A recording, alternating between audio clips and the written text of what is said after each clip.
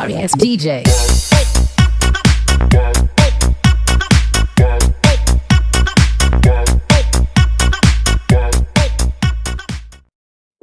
Bismillahirrahmanirrahim. Assalamualaikum warahmatullahi wabarakatuh. Perkenalkan, nama saya Erli Sintiawati, NPM 201081003, kelas B, dosen pengampu Ibu Siti Fatimah MPD selaku dosen mata kuliah Tauhid Ilmu Kalam. Di sini saya akan menjelaskan tentang yang pertama, jelaskan definisi, objek pembahasan dan sumber ajaran tauhid.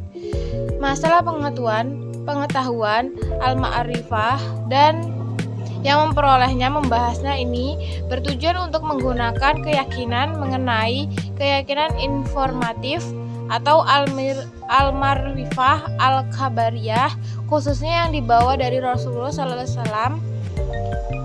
Masalah kebaharuan alam, hadis al-alam, yang bertujuan untuk membuktikan wujud zat yang maha pencipta. Masalah keesaan Allah,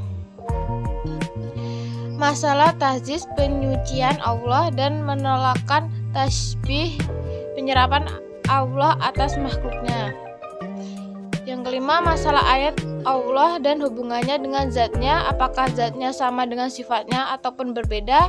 Dan yang keenam, masalah dalam Allah, masalah kalam Allah. Yang ketujuh, masalah kenabian yang bertujuan untuk mengukuhkan keyakinan pada kenabian Nabi SAW. Yang ke-8, masalah kemasuman pada Nabi. Yang ke-9, masalah tempat kembalinya al-ma'iyat. Yang ke-10, masalah al-jabar wal khiyatar, keterpaksaan dan kebebasan terhendakan. Yang kedua, jelaskan isi sumber-sumber ilmu kalam. Sumber-sumber pemikiran ilmu kalam ada dua. Pengaruh yang dapat ditelusuri, yang sekaligus juga sebagian sumber dan asal-usul kemunculan ilmu kalam, yakni yang pertama yang secara langsung, Al-Quran. Sebagai sumber ilmu al-kalam, Al-Quran banyak menyinggung hal-hal yang berkaitan dengan masalah-masalah ketentuan. Di antaranya, ayat-ayat Al-Quran yang membicarakan masalah-masalah ketentuan antara lain ada 3, yaitu Al-Quran, hadis, dan pemikiran manusia. Yang selanjutnya yang B, hadis. Nabi SAW pun banyak membicarakan masalah-masalah yang dibahas ilmu kalam. Di antaranya adalah hadis Nabi yang menjelaskan hakikat keimanan. Ada pula pada riwayat yang hanya sampai pada sahabat.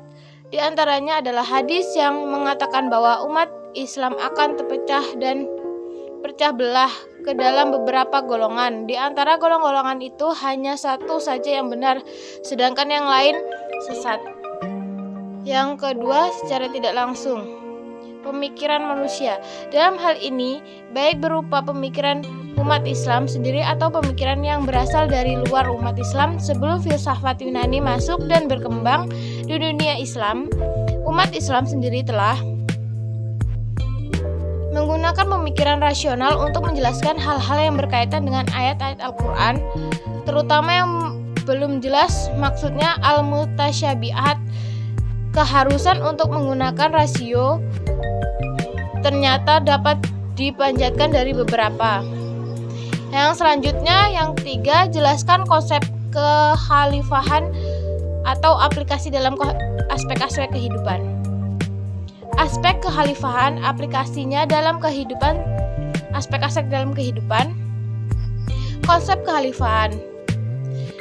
Dalam aspek-aspek kehidupan, manusia dituntut untuk mengubah dan mengoreksi tradisi dan kebiasaan generasi yang sebelumnya menjadi lebih bijaksana, yang berpacu pada ajaran-ajaran Allah. Dalam konsep kepemimpinan terkandung tugas mengurus dan mengelola potensi bumi dan seisinya untuk dijadikan sarana takwa kepada Allah Subhanahu wa taala. Hubungannya antara manusia sebagai khalifah dan alam sebagai yang dipimpin menarik untuk dicatat. Dapat Quraisy menurutnya kekhalifahan menurut adanya interaksi antara manusia dan sesamanya serta alam secara harmonis. Hubungan antara manusia dan alam bukan merupakan hubungan antara penakluk dan ketaklukannya. Yang keempat, jelaskan secara singkat sejarah kemunculan persoalan-persoalan kalam. Adapun yang melatar belakangi sejarah munculnya persoalan-persoalan kalam dalam disebabkan faktor-faktor politik. Pada awalnya sejarah Khalifah Ustam terbunuh kemudian digantikan oleh Al-Majdi Khalifah. Peristiwa menyedihkan dalam sejarah Islam yang sering dinamakan Al-Fitnah atau Al-Kubra, fitnah terbesar. Sebagian telah banyak dibahas, merupakan pangkal pertumbuhan masyarakat dan agama. Islam dibagi bidangnya, khususnya bidang-bidang politik, sosial, dan paham keagamaan. Maka ilmu kalam sebagai suatu bentuk pengungkapan dan penalaran pahaman keagamaan juga hampir secara langsung tumbuh dengan bertitik tolak dari fitnah besar itu. Yang selanjutnya, faktor internal, faktor yang muncul dari dalam umat Islam sendiri seperti yang pertama, adanya kepentingan kelompok atau golongan. Yang kedua, adanya kepentingan politik. Yang ketiga, adanya pemahaman dalam Islam yang berbeda. Perbedaan ini dan fakta eksternal dan faktor yang muncul dari luar agama antara lain. Yang keempat, akibat adanya pengaruh Islam keagamaan dari luar Islam. Dan yang kelima, kelompok-kelompok Islam yang pertama, khususnya Mu'tazilah. Perkara utama yang mereka tekankan ialah mempertahankan Islam dan menolak hujatan mereka yang menentangnya. Sekian presentasi saya. Jika ada kesalahan kata saya mohon maaf. Saya akhiri. Wassalamualaikum warahmatullahi wabarakatuh. Terima kasih.